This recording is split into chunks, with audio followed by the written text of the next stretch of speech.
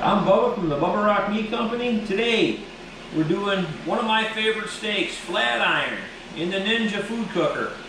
We're going to do it with the Bubba Rock Hickory and the Bubba Rock Hamburger. Let's season these bad boys up. You guys know that I'm a flavor junkie, so I season my steaks heavily.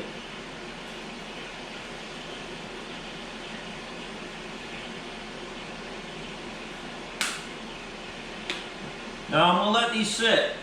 You never want to cook a cold steak. You want to try to bring it to room temperature.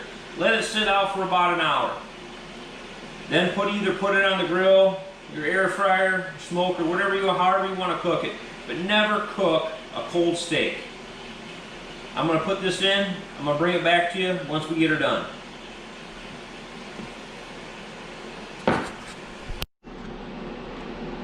Alright, our flat irons are done. Let me show you what we have.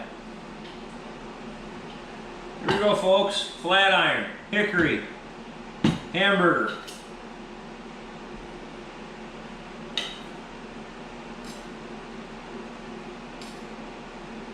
Tender, juicy, delicious. Enjoy.